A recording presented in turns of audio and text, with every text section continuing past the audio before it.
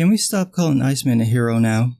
I still don't know why Cena Grace writes Iceman as this irresponsible jackass. Everything about his version of Iceman is so off-putting that it pulls me out of the story. What's worse is that the other characters around him are written relatively okay, so it's really obvious how bad of a person Iceman is. This issue picks up where the last one left off, with Iceman saying that he's going to break Maiden's brother out of jail. Maiden is this woman, yes, that's a woman, who gives Iceman shit for thinking he can just do whatever he wants. She's got a point, and then she doesn't. She's right that it's silly that Iceman thinks he can ignore laws when it suits him. I mean, technically that's what superheroes do, but usually it doesn't involve jailbreaks. But then she loses the argument because when Iceman first met her, she gave him shit for being an X-Man and not doing anything to help the Morlocks. So which is it? Do you want him to act rationally on your behalf, or do you want him to go back to the mansion and make out with his ice clones? Now, they really don't get to argue long because this is an SJW comic, so of course there's got to be something about food. Couldn't even wait to the second page. So Iceman explains what's going on. He says that Sinister used ash to bait me. How does that work? It's just so crumbly. It's probably soft, but it's gonna make things so dry. Oh, you mean the other bait. Never mind. Maiden tells Iceman to just go fight Sinister, and she'll call him if she needs him. Is that it? There's this whole subplot with the Morlocks, and this is how it ends with Maiden and Iceman. Bye. See you when I see you. Okay. If you want to just throw away the subplot, I wasn't that interested in it either, but I think you'd want to wrap it up better than that. Moving on. We see Kitty Pryde and Storm getting ready for the Mutant Pride Parade, because of course mutants, who are a metaphor for any ostracized group, are now only metaphors for being gay. They bump into Bishop, who's all dressed up because his idiot sense is tingling. That's what happens when you hang around Iceman too long. You just know something stupid is going to happen. Like this shit here. This is a grown man. A grown man acting like a 10-year-old little boy. They gave him a team. A whole team. To actually lead. And they let him teach children. This thing right here. The only thing he's missing is a backwards cap and Steve Buscemi's voice. So Bishop follows him into Beast's lair where Forge is making something for Iceman. You'd think it would be Beast there, but fuck it, why not Forge? Bishop wants in on whatever Iceman's got planned, but Iceman turns him down. Bishop points out that Sinister has a century of experience, and Iceman's like, I'm banking on him being smarter than me. How does that work? I get the idea here. Forge has made something that'll get around whatever Sinister's planning to do. I'm confused though on how Sinister being smarter works to Iceman's advantage. They don't know Sinister's plan, so it's a little weird that they are able to prepare for it. And if Sinister is as smart as you say, he's probably got contingency plans for his contingency plans. So again, how do you plan for that? I ask these questions because I know no one who worked on this book did. It's not even as badly done, it just makes no sense in the context of the story. So then we get this. When did Sinister become gay? I mean, he's already creepy in that weird sciencey, I'm gonna play with your body when you're passed out kind of way, but now he's kitschy. And gay. So gay. Why is he fucking waltzing? He never waltzed, that's not Sinister. Sinister murders your entire family and then talks about your body like he's undressing you with his eyes all the way down to the bone. He doesn't dance. Oh, but it gets gayer. Lady Gaga, the Dazzler shows up. And it's Mutant Pride time. I bet this was written around the same time that Magdalene Visaggio wrote that Dazzler book that nobody bought. I don't understand the purpose of the scene. It doesn't inform the story because Iceman isn't at the parade. He doesn't use it as a diversion, and none of the people involved in the parade are part of his plan. So why is it here? Is it just to have these lame costume changes with the Dazzler? Yes, who didn't want to watch her devolve into a shittier looking character? And oh look, it's RuPaul, Shade. Who the fuck is Shade? I checked online, this character is only in this book. Who the fuck is this person supposed to be? I'm guessing this is a real drag queen. Is it really RuPaul? Is that what this is? Are you putting drag queens in X-Men books now? Why? It makes no sense. Speaking of making no sense, so Iceman somehow gets to where Sinister is, and as he goes through this theater, because of course it's in a theater, Iceman's gay, Sinister's gay, the writer's gay, so of course it's gotta be in a gay place, he gets attacked by all the Morlocks Sinister has captured. They don't really stop him, they're just there. But the whole time we've got this speech alternating between Storm and Kitty, and I think it's a perfect explanation for why SJWs don't get the X-Men or mutants. Kitty says, "We stand here tonight to celebrate the achievements mutant kind has made since Charles Xavier first opened his doors to those being shunned for being gifted. There's so many derogatory terms used for us, but I prefer to focus on the one word that can't be taken from us. Gifted. Actually, it can. They could call you cursed, stained, besmirched.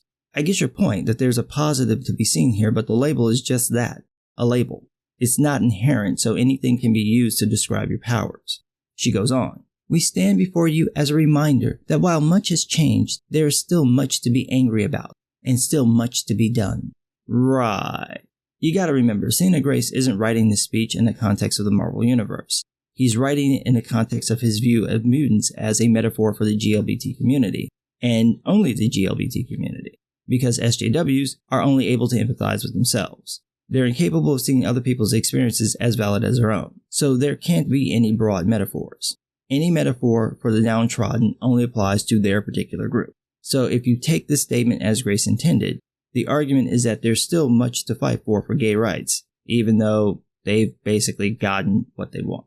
This is what happens when movements achieve their goals but don't want to go away. Instead of seeing how much things have improved, they focus even more on the handful of things they don't have, and it gets pettier and pettier over time. This doesn't mean gay people don't still face biases, because people are people, and they don't change overnight. But the core issues related to gay rights, the ability to show public affection, to not lose their jobs for coming out, to not have their feelings pathologized, to be able to adopt children, to be able to marry, all of these things have happened. Most people don't support discrimination against gay people. Most people don't support violence against gay people. Most people agree that people are born gay and can't change that. You've won. There's really not much else to be angry about. That doesn't mean there's nothing to be angry about, but this idea that there's so much work to be done is complete bullshit and pretty much the mantra of an ideologue. Then Kitty says, we stand here to show that we are no longer represented by one man's vision of the future. You mean the vision where mutants and humans live in harmony? Yeah, utopia is such a bad vision. We should throw that one away for something better than equality. This is what happens when you've won all your major battles and won the war but still want to fight. You're willing to throw out the very thing you were fighting to achieve. Then Storm, of all people, Storm chimes in and says, as times change, our challenges become more unique, solutions more opaque. The X-Men's reputation in global media is that we are fighters. Kitty prefers gifted. I prefer fighters. Storm. The only X-Man nicer than her is Nightcrawler. She's a strong leader, definitely not to be fucked with. I mean, she will fuck up your whole week and then literally make it rain. But she's not this militant force. That's not who she is. She's the only other X-Men that could calm Wolverine when he'd go berserk. That's not the type of person who would say this. While the future we hunger for is one of harmony, there are fights to be had to get there. We fight so our bodies are not policed, our rights are not taken away, and our safety is not placed on a pendulum of violence. First, you forgot the comma between the and. Second, Storm just wouldn't talk like this. It's not the way she thinks, and I've been reading the books for 20 years. 3. Have you been in the Marvel Universe lately? Like, out of the last 5 major world-changing events, mutants have been behind at least 3, if not 4. They fight in cities, completely wrecking them. They literally alter reality, sometimes just on a whim, and they're constantly doing this. Like every other week. You might want to place their safety on a pendulum of violence because mutants, especially the X-Men, keep fucking shit up. There seems to be something about having that guy around that you threw under the bus. You know, the one with the vision of the future where mutants and humans live in harmony. There's something about having him in charge, and not written by Bendis, that keeps you from fucking shit up. Xavier was always about prevention. Always about showing that mutants are like the heroes the public admires. They just happen to be born with their powers. But they're like the Fantastic Four. They're like the Avengers. That's why he had them dressed in superhero uniforms. You're missing all of this to spread this message of perpetual fear, something Xavier would never support. You've completely missed the point. He wanted a day where there would be no need for the X-Men. Not this global police force and a permanent dystopia vision. You've got 2 of the kindest X-Men prattling off. And then, after going on and on about the need to keep fighting, Kitty ends with this. As a community bonded together, we can accomplish so much more for the world than fighting. Nobody's making you fight. You're picking the fights. Jesus Christ. You know what? Let's just move on. This whole time, Iceman has been running through this theater and falls into a painfully obvious trap. Then Sinister monologues for 4 pages. I feel like rolling this chain, just circling my fingers in the air. Can we move on? Here's the short version. Sinister wants to figure out how Iceman can control so many golems. That's it. He just wants to know how that works, and he's got to kill Iceman to figure it out.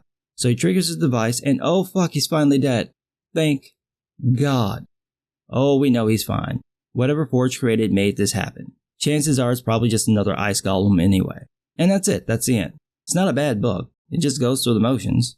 This is a story that didn't need to be told, but here we are.